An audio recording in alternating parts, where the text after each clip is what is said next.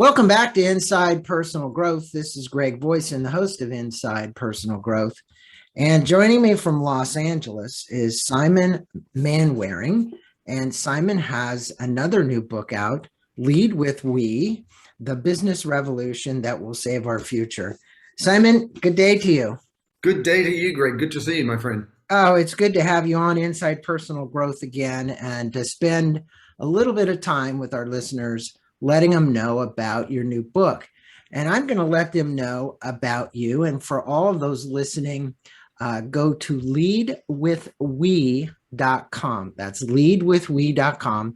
There you can order the book. You can also claim your bonuses when you order the book, and you can learn more about Simon and his books. So Simon Mainwaring is the founder and CEO of We First, a strategic consultancy accelerating growth and impact for purpose-driven brands. He's a featured expert and jury member for the Sustainable Development Goals at the Cannes International Festival for Creativity, host of Brands with Purpose series with the Harvard Business School Association of Boston, and members of the steering committee of Sustainable Brands, Forbes Business Council, and Royal Society of Arts in London. Simon was a Real Leaders Top 50 keynote speaker in the world and was on the cover of the National Speakers magazine. He's been featured in BBC News, The Guardian, Advertising Age, Fast Company, and Inc., among others. For Forbes, he writes an influential column called Purpose at Work, and I would direct you to go to that. His company, We First, was a real leader, top 100 impact companies in the US, as well as a B Corp, Best for the World's honoree. Simon's first book, We First, was a New York Times, Wall Street Journal, and Amazon bestseller, and was named Best Marketing Book of the Year by Strategy and Business. Well, Simon, that's quite an intro. I know you've been a busy man, and again, thanks for taking time out of your busy schedule to talk about your new book. And I think it's really an important book. And before we actually started on this podcast, we were talking about the depth of the book. It's really deep. It's got a lot of citations. It's got a lot of stories in it. It's really packed full. And for those of you leaders that are listening who are serious about actually making an impact in our globe, this is very fortuitous because right now we're having the Global Impact Leader Conference, right? And I know the Queen couldn't attend because of her health and so on. And I know that this is going to be going on. Is it next week? I think it is. It's next week. These are our leaders who are trying to change climate, trying to change a lot of things in this world that need to be changing. And you did a podcast with me 3 years ago about your book, We First. Yeah. And in that, you focus on the importance of purpose. That's kind of been your driver. It's been your driver for brands. It's been your driver for you personally. And I love the story about you missing the call from your mother when your mother was trying to reach you. And I was actually listening to our old podcast, and that's where I picked up on that story. And for some reason, because of the time zone difference, you guys couldn't connect, and your dad wanted to say goodbye to you. And it was a wake-up call for you in your life. I believe that particular moment for you, because you wouldn't have told that story, was a turning point. And I think it is for a lot of people. What do you want to awaken in leaders that are listening today with Lead with We? Yeah, it's a great question. And thanks to everyone who's listening. And, what happened with me in the passing of my father was that it really was a wake-up call to me that I wasn't in alignment with what was true to me. I was doing a job and I was trying different versions of success that really didn't align with what I really cared about, what my skills were best, used for. And it took, sadly, the passing of my dad and missing his call and my mum's message, Simon, call us when you wake up, for me to sort of get out of my own way for the first time and just sit back and go, wait a second, what's wrong with this picture? Why am I not happy? What am I meant to be doing? What am I looking for in my life? And I think it was really about finding meaning in my work. It was really about, like, when you talk to everyone being a leader, you're headed somewhere. You've got some direction. You've got some sort of focus. I didn't have it up till that point. And so I think everyone has the opportunity to find that alignment between who they are and what they do. The other thing I'd say is, you know, it's easy for people to feel hopeless or helpless in the face of all these challenges we face, climate and other things. But this is an incredible leadership opportunity. And the great news is that the market is now rewarding those companies, those individuals, those leaders who've decided to show up. Whether it's the type of company they have, the type of products they make, the contributions they have out in the world, employees will want to work with you. Consumers, customers will want to buy from you. Investors will want to put capital or buy your stock because they want companies to be part of the solution rather than part of the problem. So we need to lead in alignment with who we are. And if you do that in your company, the market forces will reward you. And this is this fantastic moment in time where you can drive business growth by solving for some of these challenges. It's so interesting as you're talking, you know, I get this intuitive hit. Who's the lead and who's the lag? In other words, if there's the consumer and the company, in your estimation as a brand expert, and this wasn't one of my questions, but it popped in my head because consumers have been slower and companies almost need to take that responsibility first. Yeah. I think to set the example, but I know it's a hard question to answer, but in your estimation, through all the statistics you've studied, who's the leader and who's the lagger? Yeah, it's an and, it's not an either or. And what I mean is this. You look at some industries and consumers have been at the forefront calling for change, like clean beauty. You know, they want chemicals out of the products. They don't want bad plastic in the packaging. Clean food. They want to make sure that it's farm to table, organic, certified, fair trade. Even look at the auto industry, which over the last 10 years completely transformed itself from the combustion engine to now all automakers saying that they're committed to alternative energy vehicles. So the consumers in some industries drive it, and on the other side of it, some companies drive it. And I'll tell you why the companies are driving it. It's because the investor class is now at the table. You've always got to follow the money. If you're not following the money, you're just being naive. And those people that are investing money in companies, new young companies or companies that want to grow even further, they're saying, wait a second, we need your reputation to be defensible in public. We need to make sure you're treating your employees the right way, fair and living wage, diversity and inclusion. We want to make sure that you're set up to succeed in the future in terms of, what climate and all these other issues are going to do to our lives. And so I think we're getting sort of the change is being driven from all sides, and it's a case-by-case basis. But here's the nice thing. They all connect to each other. So the more consumers want a better for you, better for the planet product, the more the investor will put money into that company, the more that company will grow. The more that company grows, they'll meet the demand will increase, and so on and so on. So it's got this momentum going now. So I think it's all of the above, and it's actually creating its own momentum. Well, on a world order, I would say that what we're seeing from my perspective is for the first time a crossover in the consumers willing to spend more money for a higher quality product that they know was sustainably created. And it seems like that's what's going on. And there is no one bad guy here. It's just that we, as you say, we're all interconnected. We need to look at this from a global perspective. And, the consequences of the pandemic that rippled through the world, they turned leaders upside down. Everywhere they've been thrown new challenges and how to operate their business, not only in a sustainable way, but still profitable, right? From your vantage point, what are the key areas that need to change within business for them to operate in a humane, environmentally responsible, and sustainable manner? And you call it corporate contingency planning for Earth survival, that we must start now, is what you said in the book. And I like the way you put that. But we still have industries, many, that are ignoring that call. Oh, absolutely. I think the vast majority of business as usual, making money as much as they can, often at the cost of other people or the planet. But here's the reality. Just a couple of facts. the big climate report that came out a month or two ago, the big headline that we saw all around the world in the news was Code Red for Humanity. Right.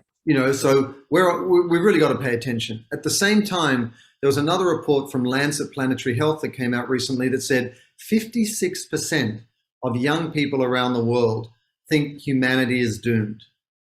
So we don't need any stakes higher than that. We've got to pay attention. We've got to be on notice. We've got to change more quickly. But as you said, the vast majority of companies aren't there yet. So what are we going to do? How are we going to solve for this? Well, if you do want to be responsible, you need to look at defining the foundational purpose of your business, why your company exists. I'll give you an example. For Airbnb, their purpose is to create a world where anyone can belong anywhere. They're not in the accommodation business. They're in the universal belonging business, which then justifies why they rent you apartments around the world, why they give you city guides or music guides and so on. So you've got to define your foundational purpose. And then on the strength of that purpose, you've got to go, okay, what's my supply chain like? Who am I working with? What am I making? Are they responsible or are they exposing me to risk? Secondly, you look at your own internal culture and go, well, how diverse are we? And is there true inclusion? Are we paying a fair and living wage? Then you look at the products you're taking to market and how you're taking them to market. What's the carbon footprint of that and so on? And then you also look at your community impact work. Like, how are you showing up for the people that make your business possible, the communities you serve? So have that foundational purpose and then look at your supply chain, your company culture, your products and what you're innovating, and then the contributions you're making out there to the world. And the only other thing I'd say is, why would you do this? It's because it's really going to affect your P&L, your bottom line, your profit, because it's going to affect your reputation. It's going to affect your ability to attract the people you need for your business. It's going to affect your ability to sell to a growing number of conscious consumers, especially young people who say, hey, we want to support companies that are doing good. And it's going to affect your relevance to the future, because as things get worse, more and more people are going to be looking at every company and saying, are you part of the problem or are you part of the solution? So if you get ahead of this now, you can actually leverage these market forces to actually drive your growth while playing a more meaningful role in terms of solving some of these issues. And the best thing about that, Greg, to the leaders that are listening to this, is that you find greater fulfillment from what you're doing. You're doing good work, you're growing your business, but you feel better about yourself as well in terms of the way you're showing up. Yeah, I echo back to a workshop I went to yours in Los Angeles. And I remember hearing a speaker from Starbucks talking about, he was the sustainability guy, right? Yep. And afterwards I went up and I talked to him and I said, what specifically is Starbucks doing? And the reason this came up is this morning I was listening to the president of Starbucks talk about the pandemic in China and the fact they opened up another 678 stores. And now they're having some issues because obviously they're not going to be serving coffee in China the way they were. And I said to him, what are you really doing? And, I'm a big supporter of Starbucks. I own stock in the company. I buy their drinks and their lattes and whatever. But from what he said then and what I see now I don't know what's going on underneath. I haven't seen a lot of change. So I'm not saying Starbucks isn't changing. I don't know. All I know is I'm a consumer on the outside coming in. I'm still getting the same cup. I'm still seeing the same stuff. And I don't know what they're doing to recycle that. Well, it's interesting. There's two issues there. One is, are they doing more? And having interviewed Starbucks for my leadership there for my column, they are doing amazing things in terms of investing in the local communities, diversity and inclusion, catastrophe pay for employees during COVID. And if you look back over their last 10 or 15 years, they address same-sex marriage, free education for veterans, employment for refugees, post-traumatic stress disorder, so many issues that played a very vocal role in, which is great. But the second issue that you're really speaking to here is, how well are they communicating that to you, their customer, buying their cup of coffee every day? Right. Is it clear? And you might recall back in 2015, they did this campaign around racism to really drive the dialogue around inclusion and diversity. And it backfired. You know, people got very upset that their barista was talking to them about a very sensitive and complex issue around race. Right. And that was a sort of cautionary tale for all the business out there. Be careful what you say and how you say it. But they have leaned into that since. They've learned their lessons. And many other companies are now speaking to issues like this. Like, just think about it, Greg. Like P&G, one of the biggest consumer packaged goods companies in the world that make all the washing powder and everything we all use. They've got this big global campaign called The Look, which is all about racial bias and how white people look at people of color or from multicultural backgrounds. Super sensitive issue. But a big company like that, that's publicly traded with a lot of scrutiny, said, listen, we've just got to show up. So the larger point here is that you're right. Companies need to do a better job of sharing the good work they're doing in a way that isn't preachy to their customers. Right. But at the same time, they have to be bold enough to wade into these issues. Gun control, women's empowerment, same-sex marriage, all of these things. It's all on the table now. I mean, look at voting rights in Georgia and all the companies that waded in. The climate crisis. There is no division between business and culture at large now. Well, what I can say is that from a consumer standpoint, I do see them jumping in the deep water. Yeah. And that's a good sign. And, you know, you state that your book has 3 parts. Yeah. And for all those of you who are serious, who are leaders, you need to get the book. And these parts will elicit a mindset, a methodology based on 3 world prescriptions. Lead with we. Yeah. Can you speak about this to our listeners? And in the context, use the virtuous spiral, which has been motivated by service and purpose, or you say service-oriented purpose is what you said. And I think that spiral in the book is a great diagram. And hopefully what I can do is have my assistant in this podcast, for all those of you who are watching, take the screenshot and put this spiral up, because it's better to see it than it is to try and talk about it. Yeah, I'll try and speak to it effectively as well. But here's the thing. If you're listening to this podcast, are you worried about the future? For yourself, for your kids, for your business? Are you worried about the amount of carbon in the air, or chemicals in the soil, or plastics in the ocean? I think most of us are now. It's in the news every day. It's almost impossible to ignore. So that's what kept me up at night over the last 3 or 4 years. Like, I don't think business is moving far enough, fast enough to solve for these issues, especially because business created half of these issues. And so what are we going to do? And I really took a step back and said, what's the problem here? And the problem is the whole, like the natural systems are breaking down. The environment, biodiversity, the oceans, plastic. And the social systems are breaking down. You know, social inequity, disparity of wealth, you know, the Black Lives Matter movement. So the whole is breaking down, which means the parts can't thrive. And this is my big issue. Brands can't survive in societies that fail. So what are we going to do? We need to restore those systems, those larger systems, the natural world and the social systems that make our lives, our businesses, our success possible. To do that, 3 things have to happen. 1, you, Greg, I, Simon, we have to choose to lead. What does that mean? We cannot wait for a billionaire or one company or one industry or one government to fix the future. We've been trying that for decades and we haven't got there. And we're out of time. We've got about 10 years before there's a real cascading effect to all of these problems. So we've got to look and say, well, if we're all in this mess together because we all made individual actions that led to this mess, we're all going to have to do something different to get out of it. The same way that we're all doing something different with COVID. You're at home. I'm working from home. We wear masks when we go out. We're showing up differently because of the conditions we're in. What does that mean? Okay, me, individual Simon, a dad, a son, a husband, I've got to think about what car I drive. Is it putting carbon in the air or is it not? I've got to think about what products I buy. Is it a good for you, good for the planet brand? Okay, great, I'll buy that.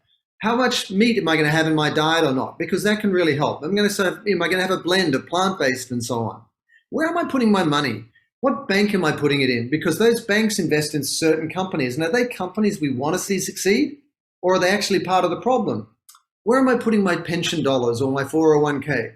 Every aspect of your life just should no longer be an unconscious choice. It should be, hey, I'm not hopeless here. I can do something. I can use my dollar, my job, my investments, everything to vote for the future I want. So we've all got to lead. That's a number one shift in mindset, instead of just sitting back and hoping it gets better, because it won't. Secondly, well, yeah. can I insert something here? We're going to get into talking about capitalism here in a minute, sure, because these are some of where my questions are going, and the new form of capitalism.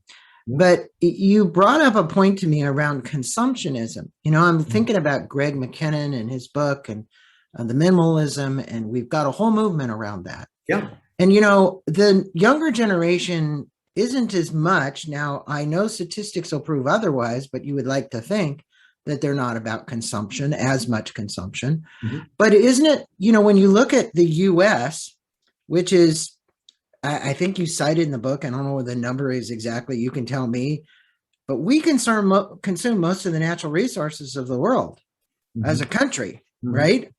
What's wrong with that model? Well, I mean, that if you're going to have some kind of equalism and you're going to try and help the world, like Bucky Fuller said, if I wrote a chapter in a book that was written not that long ago around Bucky, what are you going to do? Yeah, there's a couple of problems in there. You're right. One is most of us in business don't factor in what they call natural capital, which is what's the cost of what you're taking from the environment, mm-hmm, both now and in terms of the future of the environment, because we all depend on that. And that's not factored in. And the reality is, if you actually factored in the natural capital costs of what it takes to make most products, so everything we buy, most companies wouldn't be profitable. Mm-hmm. They wouldn't be. I mean, they've written it out of it. So that's one thing. The second issue you mentioned is different regions around the world. Here in the US, we take more of those natural resources than so many other countries. It's hard because there's a lot of countries with an emerging middle class, like India and Brazil and China, that are kind of like, wait a second, we've been providing for you all of these years. You've got all the spoils, you've got all the goods and the stuff of capitalism, and it's come at the cost of us, right? Yeah, I get it. No, I get that we're all interconnected, that this is a big internet, that it's the web of life. Yep. What one person does in one part of the world can affect, it can ripple out. What we do here ripples out. And, you mentioned that we must expand on stakeholder capitalism. Yeah. You tell a great story about Mark Benoff, the founder of Salesforce. I thought it was a great story, but I've followed Mark for a long time. Would you mind telling the story about what he told the attendees at the Davos 2020 conference, and his mindset about capitalism and what will help to alter, kind of what's referred to as the devastating course of destruction that'll ripple through the world? And you might also mention, when you're talking about this, the corporate ecologists also speak about Bucky Fuller's World Game as stated in the 1960s. He used to say, and I know you'll remember this, because I was a big follower of what he was doing, if we'd put less money in weaponry and more money in livingry, those were the terms he used, livingry, weaponry, we could feed the world's global population. And he was talking about numbers greater than what we have today. Yeah, absolutely. And just to finish that last question, the first of the three was to lead. The second was to with, which is when you're leading, think about your impact in terms of having the greatest amount of collaboration you can. What is the widest number of people you can work with? A nonprofit, even a competitor, other people in your community. See how the breadth of your with. I like that. Yeah. Make sure that you're expanding who you're working with to have an impact. And then the third level is the we, which is let's make sure that when you plan to have an impact in the way that your business shows up, let's make sure we affect as many lives as possible and the planet in a positive way. So it's a really, really simple tool that you can use in your business every day. When you got to make a decision, you go, how do I lead? As in, how do I choose to lead? with as many people as possible to benefit people on the planet on the greatest scale. And then to your question about stakeholder capitalism, it's a and Mark Benioff, his story. And Mark Benioff, yeah. Yeah. So stakeholder capitalism is really a big conversation right now, where it used to be all just about the shareholder. Business is doing great if we're just giving lots of money back to the shareholder. But now the conversation has moved across and said, hey, we've actually got to consider all stakeholders, which includes the environment, includes communities, includes not just your customers, but everyone that your business affects. So this is a really powerful dialogue that folks like Larry Fink at BlackRock and the Business Roundtable CEOs and Mark Benioff have been driving. I've got one problem with it, and then I'll leave me to Mark Benioff. Too often when people talk about sharing the rewards of capitalism with a wider number of people beyond just the shareholder, they only talk in terms of rewards. They don't talk about sharing responsibilities. And I don't think we're going to get out of this mess unless we all see that we're responsible and we've all got to show up differently. But what Mark Benioff said at Salesforce really is that we don't have a business crisis. We have a leadership crisis. He was saying that we need CEOs, we need founders, we need solopreneurs to decide they want to do business differently. And in Salesforce's case, they've got a platform called Ohana, where 1% of their profits, 1% of their time, 1% of their products and so on are donated to the impact work that they want to do. So that's their particular model for how they show up in the world. And all he's saying to all of us is not just that you've got to do good.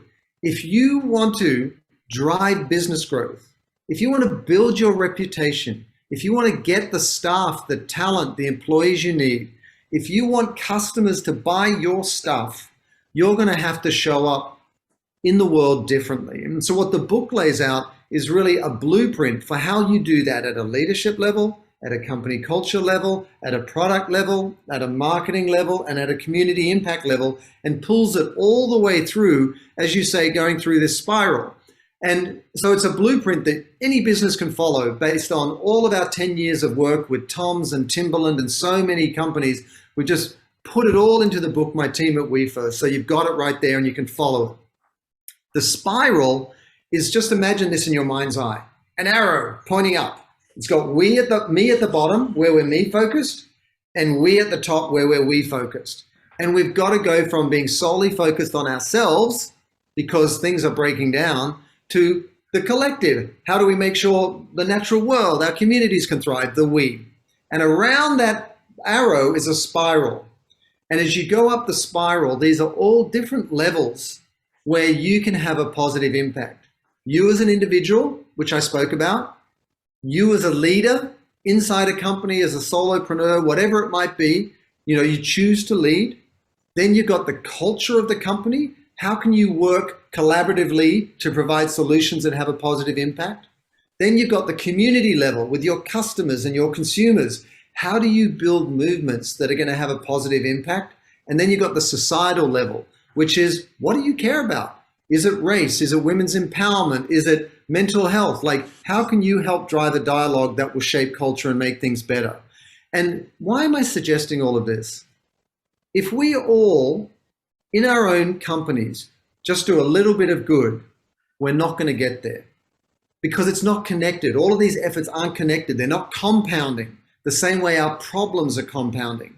So how do you grow your business by expanding the way you're thinking about having an impact so that you can work with more people, accelerate your impact, scale awareness of what you're doing, and then these market forces, employees, investors, consumers say, hey, we want to invest in you. We want to work with you for you. We want to buy from you because of the way you're showing up in the world. And so the book just takes you through that whole process. You can apply it to your business. And one thing I'd say here, Greg, is I'm lucky enough in the work we do with small and large companies to see what's coming, because you're in the boardroom all the time and you see the patterns. And here's what I see coming. These issues that we've got to solve for, climate and so on, they're all getting bigger in the future and they're coming back towards us in the present. And right now, we're all hearing this dialogue about business doing more good, and it's kind of going up slowly, but soon it's going to go vertical. It's going to be a hockey stick, because these issues are so real and present in our lives. So if you want to grow your business, If you want to be on the right side of those market forces and get pushed forward and get extra growth as more consumers, investors, and suppliers, they all want to collaborate with companies like this, you've got to start committing to that now, to build your bottom line, to build your profits, but also to have a positive impact. So that's what I see coming. It's only going to get more important. So let me ask you this, because, as a guy who's been dealing with brands and advertising and trying to get the word out, yeah, I feel that my sense is intuitively, you look at what's going on at Facebook right now and Instagram, and you look what's going on with Mark Zuckerberg, and you look what's being put out there and the noise. I call it the noise. You call it whatever you want. Yeah. There has been, even in the major networks, I don't care if you call it NBC, CBS, Fox, all of them, a complete breakdown of responsibility, right, to actually feed, because this world actually does, and emotionally people react based upon what these media networks put out. Yeah. And I think they have been less than responsible, less than, I don't know how to say it. I just think it's a crime. Yeah. It's an actual crime. Yeah. That is being portrayed, and there's so many followers, not people that have risen above that yet, that you have this mass consciousness moving in this direction. I'm not trying to paint a dark picture. What I'm saying is, who's doing something about one of the most powerful conglomerates in every country, which is the media, and you are kind of on the outside part of that. Fortunately, there are people like you that are writing books to say, wake up. Hopefully you should be giving this to Mark Zuckerberg. Yeah, it's interesting. Mark and I have spoken at the Cannes Festival, advertising festival, together the same year. I spoke before him, but Facebook is in trouble, and with good reason. And I wrote a book about how brands and consumers... It's called Meta. Meta now. It's called Meta. Meta is in trouble. Although Meta's the larger company, Facebook still exists within it. But I heard that announcement yesterday. I was like, Meta? What is Meta? Okay. Yeah, well, that's a whole wormhole. But they're in trouble because, I don't know, the way Instagram is affecting young women, and how they see themselves and their body and all of these different things. Yeah. Here's the problem with social media, Facebook, Instagram, and others to some degree, but Facebook and Instagram have really been challenging. They have so distorted your perception of reality, my perception of reality, everyone's perception of reality, that we can't even agree on what world we all live in. Mm-hmm. You've got people at extreme ends of conversations because all the data that they put out is then reinforced by what they get back, and they get more and more set in their ways, and everyone gets polarized. So how are we going to solve for our future when we can't even agree on what reality is? That's a real problem. What do we do about it? They're up on the hill now, and they're getting challenged, and everyone's talking about, breaking them up and so on. But also it's on us. Yeah. A lot of people, good example, Patagonia, which is a very purposeful brand and very well known, yesterday boycotted Facebook and called for other brands to do it as well. Why? Because what does Facebook revenue come from? Where does it come from? Advertising. All these advertisers. Advertising dollars. So again, it comes back to whether we all want to lead. Do we actually participate in demanding that there are changes? Or if you want to, step away from Facebook. Do we vote for people who want to change these regulations and so on? Although the political process has been really frustrating. But I think, they're in real trouble, and a name change won't be a silver bullet. I think it's really about the heart and soul of a brand. You're a business owner, I'm a business owner. Everyone listening works in a business or has a business of their own. How are you going to show up in the world? That's what you're going to be judged on. And not because that's the way the world should be, but because we're in crisis. Because we've got all of these issues, whether it's Greece on fire or Australian bushfires or California bushfires or floods in Europe, plastic choking the oceans, so many people not doing well and a very small number of people doing very well. We're reaching a breaking point. Yeah. And increasingly, we're all going to have to fix it. We're going to have to fix it. And the question is not why. We know why now. The question is how. So I spent 3 years codifying all the ways that we see that it works to drive business growth, to build your business by solving for these issues. And that way, if you do it, if I do it, if we all do it, just imagine what we can achieve more quickly, you know? Well, your movement is important. And, let's talk about the dark side of capitalism and how does it need to change to be more inclusive of humanity. You cited a book, The Myth of Capitalism by Jonathan Tapper and Denise Hearn. And, you state we're hardly free. You have all these immigrants coming thinking, okay, we're going to move to the United States or the America because it's free, but it's better than what they have. So when you look at the rest of the world, they wouldn't be migrating here if they didn't think or believe it was better. And that capitalism is kind of masqueraded, you said, as democratic, fair, just, but really not. So can you address that? I thought that I'm actually going to go get that Myth of Capitalism book, by the way. I mean, these are all very highly respected academics at all the institutions we know, like Harvard and so on. And basically, a couple of things. There's the idea of capitalism that we all think we have, but capitalism has changed dramatically over the years, from the Adam Smith or the Milton Friedman days to Reaganomics to where we are today. You see it as a function of political parties and so on. So it's not this static thing. Yet at the same time, there is a part of people that sort of wants to just defend the idea of capitalism. It's our way of being in the world, as if it's pure and serving everybody equally, and it's, unquestionable. But it's not. Have a look at the top 10 people in the world now own more wealth than half the population on the globe. Look at the disparity of wealth in the US that's increasing.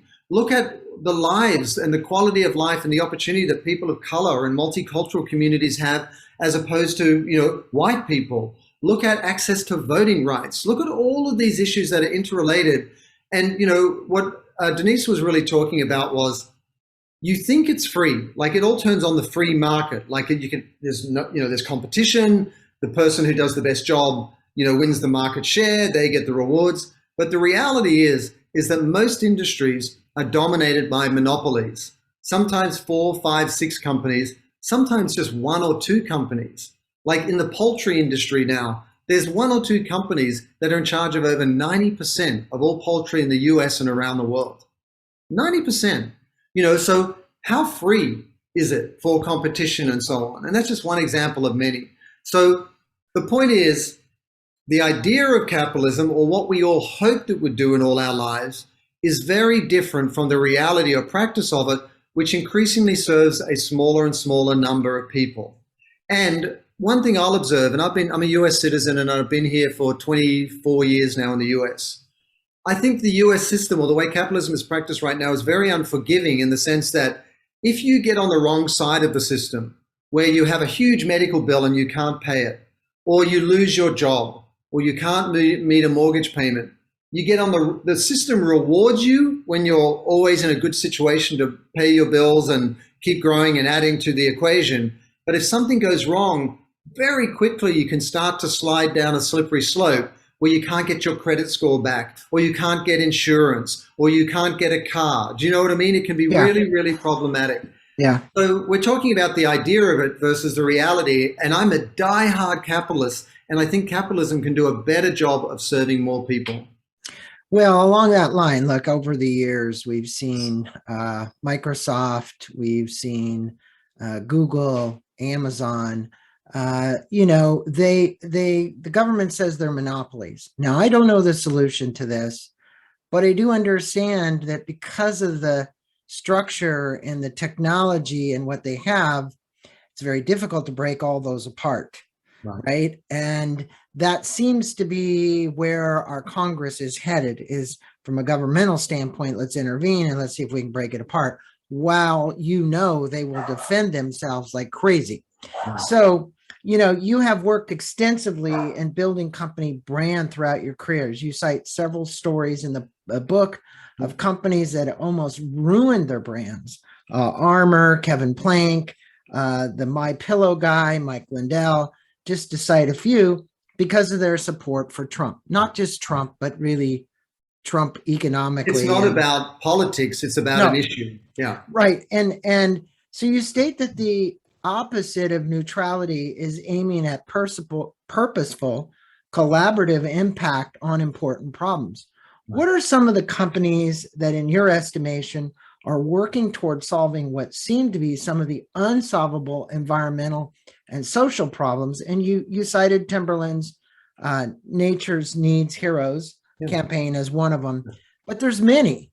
There's a lot of companies which have taken your lead, lead with we, and are doing good. You said Patagonia a few minutes ago is banning Facebook. Yeah. Yay. I didn't know that. I haven't been on Facebook for 10 years. So I don't even know what it's like. But tell me a little bit more about where you see the trend, because you said you're sitting in these boardrooms, and hopefully in those boardrooms, you're seeing an evolution of campaigns like these, which are not just whitewashed to get people to believe, purpose washing, just to get people to believe that they're doing good. Because believe me, I've been in those boardrooms too, and some of those campaigns are not on purpose. They're on target to sell more stuff. Exactly. And you're right. I think it'd be naive to think otherwise. There's always going to be a sliding scale between those who just don't give a damn, those who are just playing at it, purpose washing, paying lip service to it, and those who are doing it for real. Here's the good news. Not only will it be consumers that call them out, or the media, but it'll be employees and investors. Just look in the last year or two, employees in and of themselves wrote open letters to leadership at Google, Facebook, and Amazon over a lack of response to climate crisis, pay scales, and gender bias. So it's not even people outside attacking you for being disingenuous. It's your own people. And literally this week, just a few days ago, 1,400 employees at McKinsey, one of the biggest consulting firms in the world, whose clients include everyone, wrote a letter to leadership complaining about how they're servicing clients that are creating the climate crisis. So inside every company is a very awake and aware group of employees who are saying, you better be accountable for what you do. And so what you're seeing now is that every leader, if you're listening to this and you're a founder or a solopreneur or a CEO of a large company, you're facing a choice, not just to address one issue, but multiple issues. I mean, just think about the last year. We had Black Lives Matter, climate crisis, COVID. Everyone in a leadership position, including me, was like, oh my God, what do we do? We've got all of these issues going on. What do we say about Black Lives Matter? Are we diverse? Can we say something? So what you've got to do is here's 2 steps I'm going to give you for all of our work with these large companies. You've got to get table stakes right. What do I mean by table stakes? These are just the basic things that any company has to get right to be defensible in public, to have a social license to operate, to have the goodwill of their customers' employees. The first is you've got to look at your sustainability of what you make and how you make it. The second thing you've got to look at is your diversity and inclusion and make efforts to be truly representative of our culture and society. The third thing is you've got to pay a fair and living wage. And you've seen all of these companies go $15, $17, now $20, the restaurant industry and so on. They're the table stakes. Then you've got to look at these issues and say, what is other larger issues, and go, what is relevant and appropriate to us? I'll give you an example. Harry's Razors. It's a subscription thing to buy razors. I buy their razors, full disclosure, or I subscribe. They're in Costco now. Yeah, right. I mean, I passed by the display the other day and it was like, Harry's Razors. Harry's Razors. Well, here's what they did. I mean, a lot of people during COVID were making PPE, face masks and all of that. But they said, well, we could do that, but what's more true to our brand? And they thought about it and said, well, who's our audience? Our audience are young men. And well, how can we help them? Well, young men have a higher incidence of suicide than people know. And that increased during COVID because they lost their jobs and their hopes and so on. So they partnered with the crisis text line to provide mental health support for young men during COVID. And all of their communications were 2 men who were struggling with self-esteem, anxiety, fear, grief. And that was what they focused on. So that's not only meaningful, but it's authentic to their brand. So my larger point here is if you've got a company of any size, sustainability, diversity, and fair and living wage, and then look at those issues that are most relevant to you. You don't have to address everything, because that just looks like you're plugging a cause in on top of your brand. You've got to do something that's true to you. And last comment on this, Greg, would be, as things get worse and as there's more challenges we face, the expectation on companies, on leaders to respond will increase. So how you respond, what you say, when you say it, is something I really explore in the book, because it doesn't matter. You're going to go home and your wife or your daughters will say, like I do, what difference are you making? Your customers will say, well, what are you going to do about this? Your employees are like, we care about this. How are we showing up? You've got to be ready for this. Well, it's, you said as soon as the line, you're in those boardrooms and you see it, and you see that exponential change. Obviously, the stuff is going to start to smack them in the face. It is. It is now.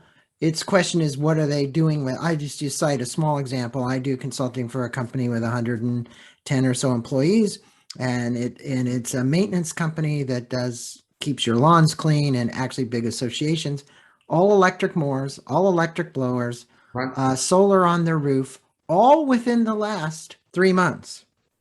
So what you see there is a small business owner who really exponentially saw the problem and decided to make a change. Right. Not to state that the state of California in 2 years is banning all of those. I did see that. They're banning the leaf blowers and things. They're banning all of it. But that's a really good point, Greg. It shouldn't just be about doing good. It should be about building your business. Yeah. Right? Yeah. Well, more customers will buy from him now. Yeah, exactly. Right? Yeah. So, you mentioned that we are in continual transformation from the individual me into one equipped to lead larger through the regenerative future, you called it.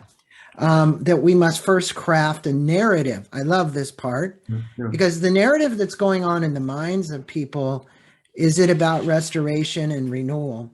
And how would you recommend that a business owner listening right now recraft their own narrative? It's the stories we're telling ourselves most of the time that are making up the world that we live in. So you've got to recraft the narrative. Yeah, it's a great question. And firstly, if you've got a business and you want to sell your products, you've got to do marketing. And marketing is really just storytelling, because we're all still human beings sitting around campfires telling stories, whether it's through the web, social media, AI, whatever, but we're all just telling stories to each other. And that helps people decide if they like your brand, they want to buy your product. It's just fundamental to being in business. The larger story or narrative a business needs to change from profit for profit's sake, greed is good, and all those things that we know, to we're in this together and we need to restore and regenerate the natural world, the social systems that make our businesses possible.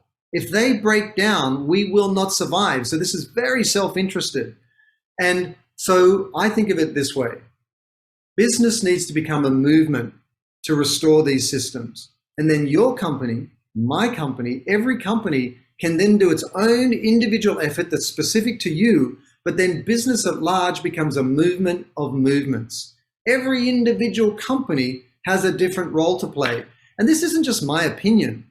Whether it's Mark Benioff at Davos, as you mentioned, or Larry Fink that manages the largest money management firm in the world, BlackRock, or whether it's 181 CEOs of Apple and JP Morgan Chase and others all calling for a re-engineering of capitalism, everyone sees the writing on the wall.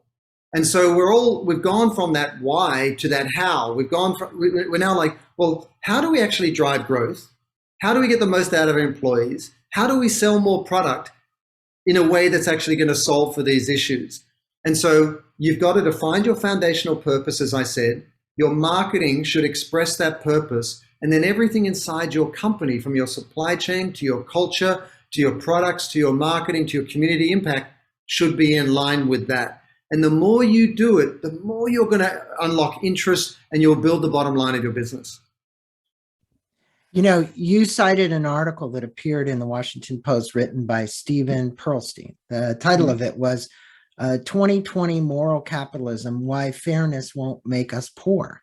Mhm. Again, that goes along with this capitalism we're talking about. What thoughts would you like to leave the listeners with about moral capitalism and the benefits that it have on solving many of the economic, social, and environmental challenges, and why?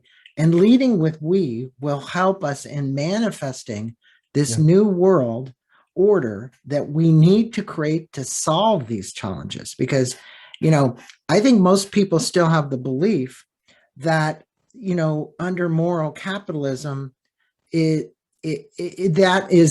was the article, but that capitalism isn't moral.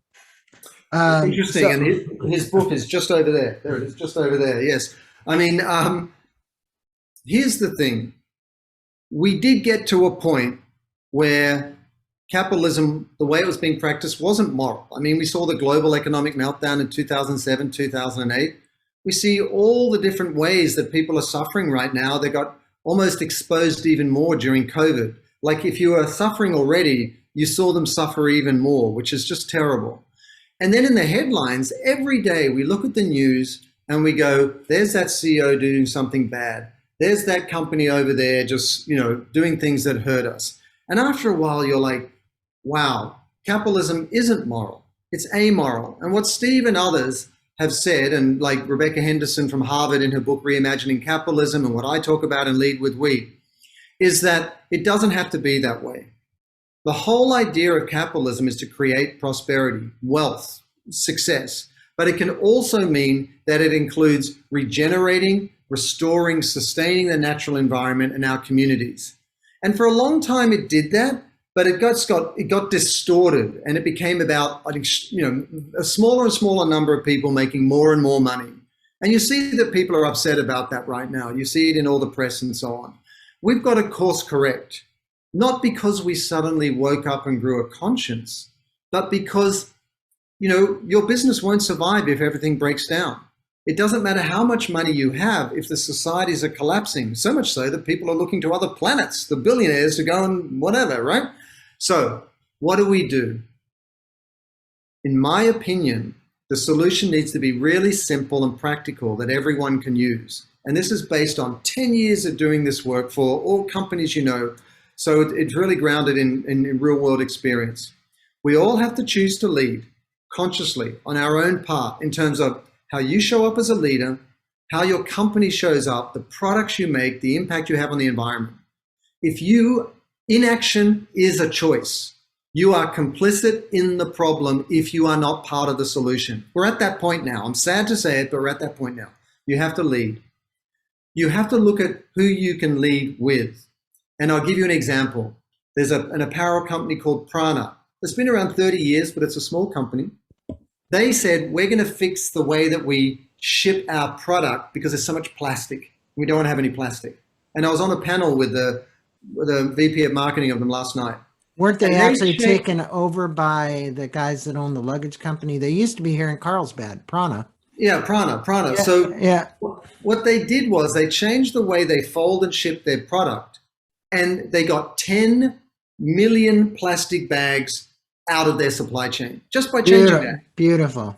So they then said, why don't we open that up to everyone in the industry, share all our secrets? They now have, in just over a year's time, 105 companies, brands signed on, including Sephora. Now, just think about that. 10 million bags times 100 companies. What impact are you making? Exponential, right? So that's an example of the with. So you've got to choose to lead. You've got to lead with as many other stakeholders as you can, not just those closest into you, your employees, your suppliers, your customers, but as many as you can, even competitors. And then you've got to focus all your attention on serving the greatest we, in the sense of the greatest number of people and the planet on which we depend. And it's a very, very simple decision-making tool. Whether you're in payroll, you're the CEO, whether you're in marketing, sales, you can sit there and go, okay, when I'm thinking about this decision, how can I lead? How can I lead with the greatest number of people, like with? And how can I have the greatest impact in terms of the we? And if we all start to do that, Greg, this connective tissue between what you do, what your listeners do, what I do, can start to really compound the impact we have. But here's the important bit. It will build your business. My book walks through a step-by-step roadmap for what you do at each level of your business to deliver on that promise to lead with we. And then the market forces and all the data's there and all the proof points and all the examples so you can see how it works. This is like 10 years of experience that my whole team, we put it in the book so as many people as possible can have it, so that you can do good, solve for issues that you care about, but do it in a way that will build your business. And I'm telling you, hand on my heart, as someone who lives and breathes this every day, the sooner you do this now, the more you'll be on the right side of where business and society is headed, because we've got to solve for these issues. And the further ahead you'll be pushed in terms of growth, reputation, your company culture, and you'll really, really benefit. So, yeah. It actually takes somebody like you doing that. And I just want to say thank you for that, because this is the Bible for a business purpose and business leaders to follow their purpose, and to define their purpose. And I think the important thing is that you've given them a step-by-step guide to do that, Simon. And I want to acknowledge you for that, because like you said, 10 years of working at this, but 3 years in between the first book and this book. Yeah. So obviously you guys have been working on this book 3 years. Yeah. And kudos to you, because it is. And what I'm going to say to all my listeners, please, if you're in leadership, go get this book, enjoy reading it, and then apply the steps that Simon has put into the book. Yeah, I thank you. It is a blueprint. I thought there's no point writing a book. No one wants to write a book. All it does is take all of your spare time, right? You know that, Greg. I wrote the book to give you the step-by-step plan to follow based on our experience. And I would ask one favor. Buy the book for yourself, because it really will position you for growth and success in the future, and the fulfillment that comes with making a difference, which we all want for ourselves. But think of somebody else in your life at another company or a leadership position or an entrepreneur, and you think, wow, they would really benefit from this. I think this would interest them, and get it into a second pair of hands, because we've got a window of time for business to show up differently and to help, address these issues that are going to impact our future. So we've got to go fast. Or be like me, and you can really make a difference if you do that. Get it into someone else's hands as well. I'm going to say, be like me and go buy a case of these books. So I'm going to commit to getting a case. Thank you. Thank you for being on the show. Thank you for spending your time and imparting your knowledge as a thought leader in this area, and wisdom to help people take these steps.